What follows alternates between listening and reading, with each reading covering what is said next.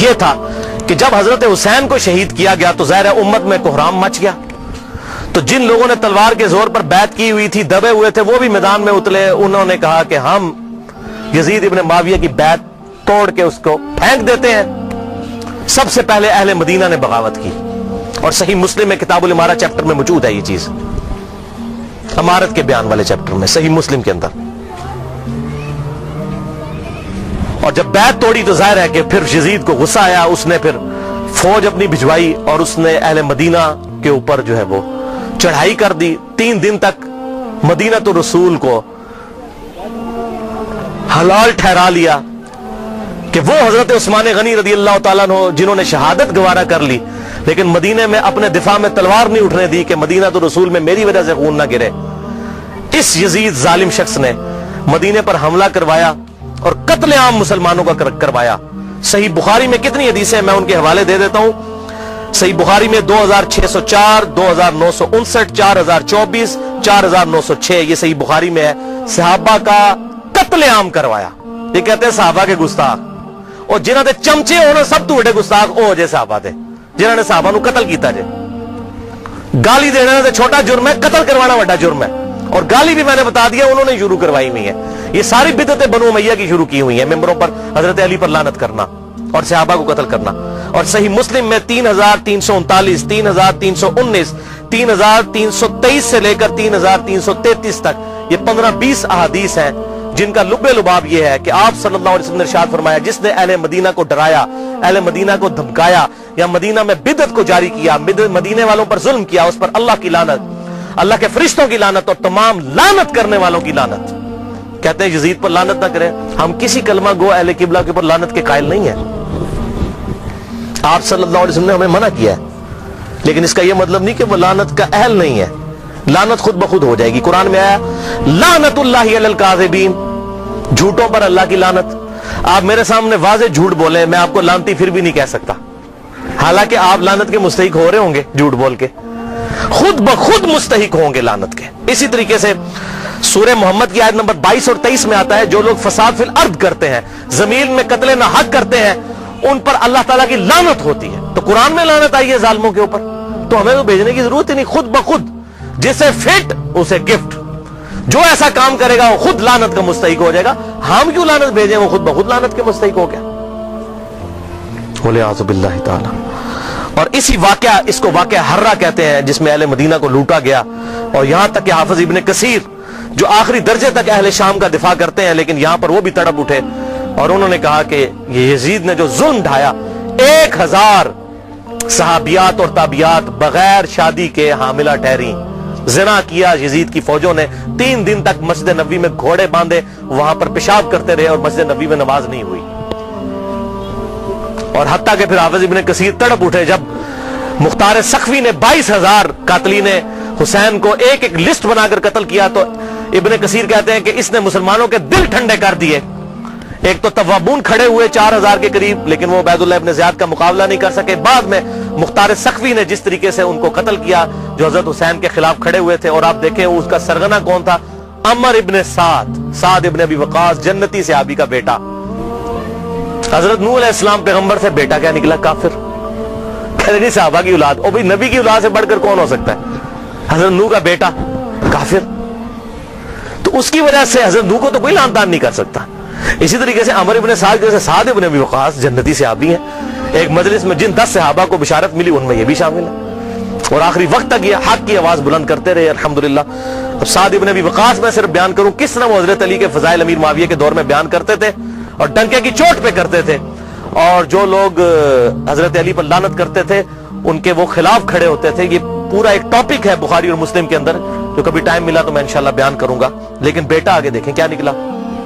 اسی واقعہ حرہ پر امام احمد بن حنبل رحمۃ اللہ علیہ کا قول صحیح سند کے ساتھ اسی ابن جوزی کی کتاب میں موجود ہے، صفحہ نمبر 40 پہ، جو عربی میں نسخہ ہے، اردو میں آپ کو مل جائے گا. یہ امام احمد بن حنبل سے ان کے شاگرد نے پوچھا یزید ابن معاویہ کے بارے میں کہ کیا آپ یزید ابن معاویہ کے بارے میں آپ کا کیا خیال ہے. یہ اب میں آپ کو بتانے لگوں کہ اہل حدیث کا کیا موقف تھا.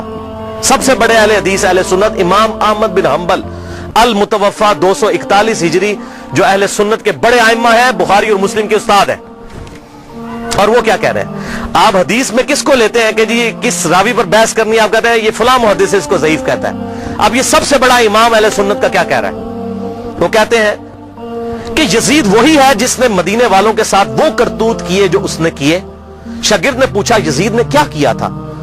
احمد بن حنبل نے فرمایا اس نے مدینے والوں کو لوٹا تھا. شاگرد نے پوچھا کیا ہم یزید سے حدیث بیان کر سکتے ہیں؟ احمد بن حنبل نے فرمایا یزید سے حدیث مت بیان کرو، اور کسی کے لیے یہ حلال ہی نہیں ہے کہ وہ یزید سے ایک حدیث بھی بیان کرے. پھر شاگرد نے پوچھا کہ جب یزید نے یہ حرکتیں کی تھیں تو کن لوگوں نے یزید کا ساتھ دیا تھا؟ تو احمد بن حنبل نے فرمایا اہل شام نے، یہ شامیوں نے یہ غلط کام کیا تھا جو یزید کے ساتھ مل کر اہل بیت کے ساتھ اور اہل مدینہ کے ساتھ ظلم ان پر ڈھایا تھا. یہ دوسرا کارنامہ. اور تیسرا سیاہ کارنامہ 64 ہجری میں اسی دوران حضرت عبداللہ ابن زبیر رضی اللہ تعالیٰ عنہ، یہ وہ صحابی ہیں جن کے بارے میں صحیح بخاری میں آتا ہے جب مسلمان ہجرت کر کے مدینہ شریف آئے تو یہودیوں نے کہا ہم نے مسلمانوں پر بندش کر دی ہے، ان کے گھر اب اولاد نہیں ہوگی. تو سب سے پہلے بیٹا پیدا ہوا حضرت ابو بکر کا نواسا عبداللہ ابن زبیر. حضرت عائشہ کی جو بہن تھی اسما بنت ابی بکر، ان کا بیٹا عبداللہ ابن زبیر. اور حضور نے اپنے مبارک ہاتھوں سے ان کو گٹی دی تھی کھجور چبا کر، صحیح بخاری میں آتا ہے. یہ وہ ہیں عبداللہ ابن زبیر صحابی. یہ بھی حضرت حسین کی طرح جن چند بڑے لوگوں نے بیعت نہیں کی.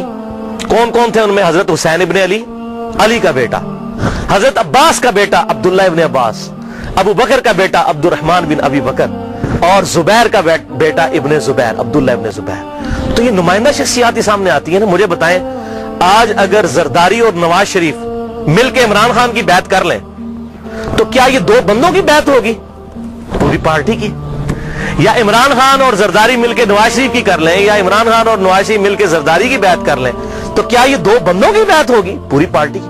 وہ کہتے ہیں نہیں سب نے بیعت کر لی تھی. اور بھائی نمائندہ شخصیات تو امت کی یہی تھی نا، باقی تو سارے بیچارے اسی طرح ہوتے ہیں. حسین تے نہیں روزانہ ماما جمنیاں، حسین بننا سوکھا ہے. آپ نے بخاری میں حضرت ابو ہریرہ کا قول سن لیا کہ وہ کہتے ہیں مجھے ڈر ہے میں ان لونڈوں کے نام بتاؤں تو مجھے قتل کر دو. تو انہوں نے اپنی جان بچائی. جان بچانا بھی فرض ہے، لیکن اعلیٰ ترین درجہ یہ ہے جو صحیح مسلم میں حدیث ہے، انٹرنیشنل کے مطابق 177 نمبر حدیث صحیح مسلم کتاب الایمان میں، کہ برائی جب دیکھو تو ہاتھ سے روکو. ہاتھ سے نہیں روک سکتے، زبان سے، نہیں تو کم از کم دل میں برا جانو. لیکن ذالک اضعف الایمان، یہ ایمان کا سب سے لوز درجہ ہے. تو حضرت حسین لوز درجے پر تو نہیں تھے بھائی. جس کے جینز پروفٹ کے جینز ہوں، جس کا بلڈ اور خون نبی کا خون ہو، وہ لوز درجے پر ایمان رکھے گا؟ وہ تو آگے بڑھ کر باطل کا مقابلہ کرے گا. یہی وجہ ہے کہ حضرت حسین جو ہیں انہوں کو یہ ٹائٹل ملنا تھا. اور یہ بھی آپ بات یاد رکھیں، حضرت حسین نے حضور کی زندگی میں کیا کارنامہ کیا ہے؟ 6.5 سال عمر تھی، حضور صلی اللہ علیہ وسلم کی وفات ہو گئی. کارنامہ کرنا تھا. اسلام تقوی کی بنیاد پہ کسی کو ٹائٹل دیتا ہے، ان اکرمکم عند اللہ اتقاکم. حضرت حسین نے کون سا کارنامہ کیا تھا؟ کارنامہ بھائی کرنا تھا. جنتی نوجوانوں کا ٹائٹل اس لیے ملا کہ انہوں نے وہ کام کرنا تھا کہ جب امت سو چکی ہوئی تھی انہوں نے امت کو جگایا. اور ایسی بھی امت جاگی کہ آج تک جب بھی کہیں پر ظلم ہوتا ہے حسین کی مثال پیش کی جاتی ہے. لوگ کہتے ہیں کیا ہوا جی، حسین کے ساتھ بھی تو 72 لوگ تھے نا. اگر ہم تھوڑے ہیں، سورہ نحل میں آیا کہ ابراہیم علیہ السلام اکیلے ہی پوری امت تھے. حق تھوڑا ہو، حق حق ہے، باطل باطل ہے، چاہے وہ کثرت میں کتنا ہی زیادہ ہو. ٹھیک ہے، تو یہ بات آپ سمجھیے اس حوالے سے. تو عبداللہ ابن زبیر نے بھی بغاوت کی. انہوں نے حجاز، مکہ، مدینہ اور پورے ایریے پر انہوں نے اپنی خلافت قائم کر لی اور یزید صرف شام تک رہ گیا. تو پھر یزید نے عبداللہ ابن زبیر رضی اللہ تعالیٰ عنہ کو قتل کرنے کے لیے اور ان کی حکومت کو ختم کرنے کے لیے جو خلافت تھی، اپنے گورنروں کو بھیجا، سپہ سالاروں کو بھیجا. 64 ہجری کا یہ واقعہ ہے. اور یہ صحیح مسلم میں انٹرنیشنل نمبر کے مطابق 3245 صحیح مسلم 3245 نمبر حدیث ہے کہ ابن زبیر پر جب حملہ کیا اس دوران خانہ کعبہ کو منجنیق سے پتھراؤ کیا گیا، غلاف کعبہ بھی جل گیا. 3245 صحیح مسلم. یہ کرتوت ہے. کہتے ہیں جی وہ تو یہ تھے جنتی تھے. وہ بھی میں بول کھولنا کہڑے پاس جنتی سی ہو. صحیح مسلم 3245 خانہ کعبہ کو جلا دیا. لیکن پھر اس دوران پہلے واقعہ کربلا، اس کے بعد واقعہ ہرا ہوا، اور پھر ابن زبیر پہ جب حملہ کیا اسی دوران یزید مر گیا 64 ہجری کے اندر. جب مرا تو پھر ابن زبیر نے اسی جنگ کے دوران وہ مر گیا. ابن زبیر نے کہا کہ جاؤ اپنے شیطان کی خبر لو, وہ مر گیا. تو پھر اس کی فوج تتر بتر ہو گئی. پھر 9 سال تک خلیفہ رہے اس پورے ایریے کے اوپر عبداللہ ابن زبیر. پھر جب عبد الملک بن مروان کے مرنے کے بعد بنا, اس نے پھر حجاج ابن یوسف کو بھیجا. پھر دوبارہ خانہ کعبہ پر حملہ ہوا, اور وہ بھی صحیح مسلم 6496 نمبر حدیث میں موجود ہے. پھر ابن زبیر کو حجاج ابن یوسف نے, جو اسی بنو امیہ کی باقیات تھی, اس نے قتل کر کے خانہ کعبے کے دروازے پہ ان کی لاش, صحابی رسول کی لاش لٹکائی 1 ہفتے تک کے لیے. صحیح مسلم 6496. ابن زبیر کو 74 ہجری کے اندر شہید کر دیا گیا. یہ بھی انہی کا کارنامہ تھا. اب یہاں پر میں کسی محدث کا فتویٰ, کسی محقق کا فتویٰ, کسی حکومتی ملے کا فتویٰ, کسی روزی روٹی چلانے والا دین سے اس کا فتویٰ نہیں, امیر المؤمنین سیدنا عمر ابن خطاب رضی اللہ تعالیٰ عنہ کا فتویٰ صحیح بخاری سے پیش کرنے لگا ہوں. انٹرنیشنل نمبر کے مطابق صحیح بخاری میں 6830. سیدنا عمر کا جب آخری حج تھا تو آپ کو کسی نے آ کر خبر دی, اس کے بعد آپ شہید ہو گئے, کہ لوگوں میں یہ چیما گوئیاں ہیں کہ جب عمر مر جائے گا تو ہم فلاں شخص کو اپنا خلیفہ بنا لیں گے, خود ہی چن لیں گے. اب یہ فلاں کون ہے, اس کو تلاش کرنا. یہ فلاں کون تھا خلافت کا لالچی, یہ آپ کے لیے اسائنمنٹ ہے. فلاں شخص کی ہم بیعت کر لیں گے. حضرت عمر کو اتنا غصہ آیا کہ مسلمانوں کے مشورے کے بغیر. صحیح بخاری 6830, بڑی لمبی حدیث ہے. حضرت عمر فاروق رضی اللہ تعالیٰ ممبر پر چڑھے, اور ابن عباس کہتے ہیں کہ میرا گھٹنا جو ہے نا وہ بالکل ممبر کے ساتھ ٹچ تھا جب میں نے یہ حضرت عمر کا خطبہ خود سنا. اور حضرت عمر اتنے غصے میں تھے, میں نے کہا کہ آج تو یہ, بلکہ صحیح بخاری اسی حدیث میں آتا ہے کہ عبد الرحمن بن عوف کہتے ہیں کہ آپ تو عرفات کے میدان میں خطبہ دینے لگے. تو میں نے کہا امیر المومنین, یہاں پر ہر طرح کے لوگ موجود ہیں, کوئی پڑھ لکھے ہیں, کوئی ان پڑھ ہے, تو آپ کی بات کا کوئی اور مطلب نہ لے لیں, آپ صبر کریں, مدینہ جا کے خطبہ دیں. تو مدینہ شریف جا کر پہلا کام حضرت عمر نے خطبہ دیا 6830. بڑی باتیں ارشاد فرمائی, اور پھر اس میں ارشاد فرمایا ورڈ بائی ورڈ, لفظ بائی لفظ حضرت عمر کے الفاظ. صحیح بخاری 6830. دیکھو, خیال رکھنا کہ کوئی شخص بھی بغیر مسلمانوں کے مشورے کے اور بغیر اتفاق رائے کے تم پر مسلط نہ ہونے پائے, ورنہ اس کا انجام قتل و غارت ہوگا. اور وہ آپ نے دیکھا کتنی قتل و غارت ہوئی.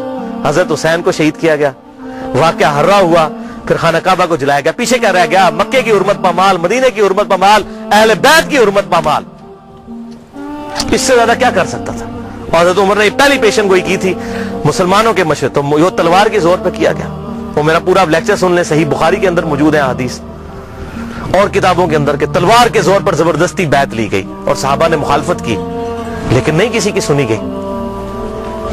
وَلِعَاذُ بِاللَّهِ تعالی.